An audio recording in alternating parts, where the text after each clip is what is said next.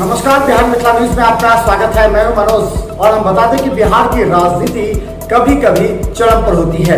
कभी कभी राजनीतिक दलों को नीतिगत निर्णय लेना पड़ता है ताकि आने वाले समय में कार्यकर्ताओं का उत्साह बरकरार रहे।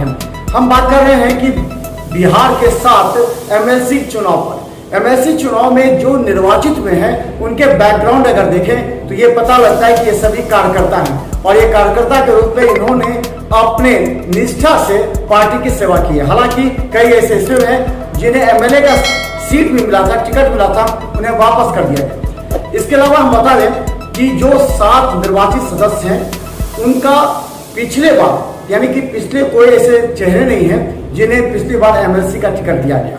तो ये क्या बताना चाहती है कि आखिर कार्यकर्ताओं को सभी राजनीतिक दल अपना एक नया वजूद बनाने के लिए एमएलसी में निर्वाचित करें।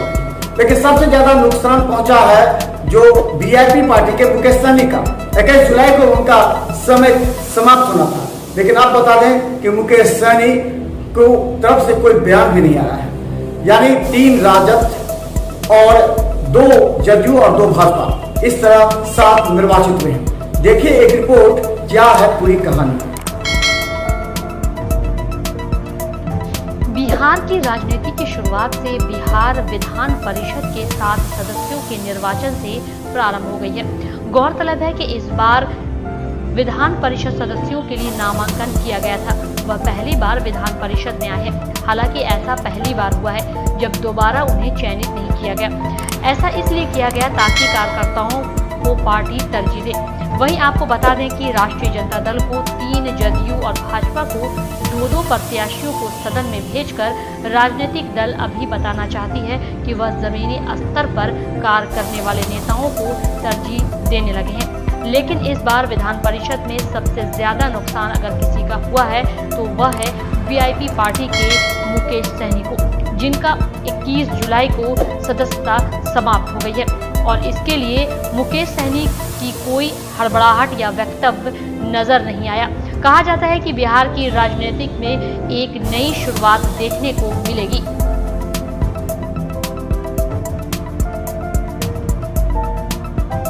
बिहार विधान परिषद की 7 सीटों के लिए सभी 7 प्रत्याशियों को सोमवार को निर्विरोध निर्वाचित घोषित कर दिया गया है। सभी 7 नवनिर्वाचित सदस्यों को प्रमाण पत्र भी सौंप दिया गया है। वहीं आपको बता दें कि सोमवार को प्रत्याशियों के नाम वापसी की अंतिम तिथि थी। किसी के नाम वापस नहीं लिए जाने के बाद सभी को निर्विरोध निर्वाचित घोषित कर दिया गया है। 7 सीटों पर होने वाले चुनाव के लिए 7 प्रत्याशियों ने ही नामांकन का पर्चा दाखिल किया था, जिसके बाद ही निर्विरोध निर्वाचित तय माना जा रहा था। पद के गरिमा के अनुरूप मैं सेवा दूंगा। हर समाज के साथ साथ अपने समाज को भी हक, जो वाजिब हक होना चाहिए, जिसके लिए जनता में आवाज उठा करता है, उसके लिए मैं यहाँ सदन में विषय को रखकर मैं उससे अपने समाज को लाभ पहुंचाने का काम करूँ।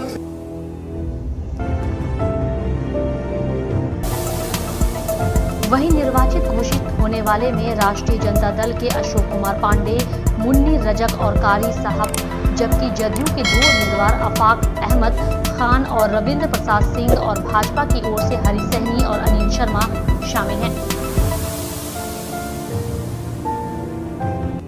मैं सबसे पहले संविधान निर्माता बाबा साहब भीमराव अंबेडकर को मैं खराज अकीदत पेश करता हूँ, श्रद्धांजलि अर्पित करता हूँ, जिनके वजह से, जिनके बनाए हुए संविधान के कारण हम जैसा गरीब का बेटा, मुन्नी रजक जैसी कपड़ा धोने वाली आज सदन में आ सकी है। और सामाजिक न्याय के पुरोधा आदरणीय लालू प्रसाद यादव जी ने, जिनकी वजह से आज हम जैसा गरीब और मुन्नी रजक जैसी महिला सदन में आ सकी है, ये काम सिर्फ लालू यादव ही। निर्वाचन का प्रमाण पत्र सौंपे जाने के दौरान एनडीए उम्मीदवार के साथ भाजपा की ओर से उप मुख्यमंत्री तारकिशोर प्रसाद, जदयू की ओर से राष्ट्रीय अध्यक्ष ललन सिंह सहित कई अन्य लोग मौजूद रहे। बता दें कि ये सभी प्रत्याशी किसी सदन में पहली बार सदस्य बने हैं। मालूम हो कि जदयू के कमरे आलम, गुलाम रसूल, रणविजय कुमार सिंह, रोजीना नाजिश और सीपी सिन्हा तथा भाजपा के अर्जुन सहनी और वीआईपी के मुकेश सहनी का कार्यकाल 21 जुलाई को पूरा हो रहा है। उनके खाली हुए सीटों को भरने के लिए यह चुनाव हुआ था।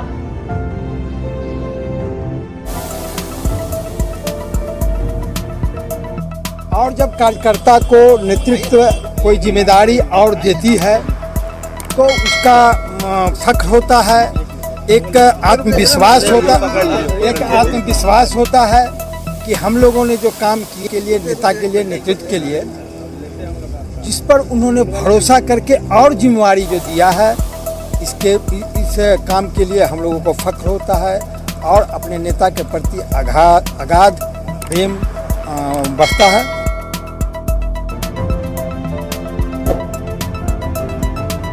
इस बार न केवल राजनीतिक दलों ने पुराने सदस्यों को फिर से उम्मीदवार नहीं बनाया, बल्कि प्रत्याशी चयन में कार्यकर्ताओं को तरजीह दी गई है। विधानसभा कोटे की सीट होने की वजह से इसमें मतदाता विधायक होते हैं। विधायकों की संख्या के हिसाब से दलों को सीटें मिलती है, उसी अनुसार प्रत्याशी भी तय कर लिए जाते हैं और मतदान की स्थिति नहीं बनती। के लिए तो पूरा हमारा 50 होना चाहिए। हमारे बाबा साहब का देन है कि ऊंचे से ऊंचे शिक्षा बेटी प्राप्त कर सकते हैं, ऊंचे से ऊंचे कुर्सी भी, जो हमारे सुप्रीमो ने आज दिखा दिया, लालू प्रसाद जी ने, कि बेटी को क्या अहमियत देने का काम किए हैं। मेरा समाज गरीब गुरबा नहीं या आज के दिन भुलाएंगे, याद करेंगे। तहे दिल से लालू प्रसाद जी को धन्यवाद दें। वहीं आपको बता दें कि संख्या बल में मजबूत नहीं रहने के कारण इस चुनाव में जदयू को नुकसान उठाना पड़ रहा है, जबकि राजद को लाभ हुआ है। इधर विकासशील इंसान पार्टी का अब कोई भी सदस्य किसी सदन में नहीं रहेगा।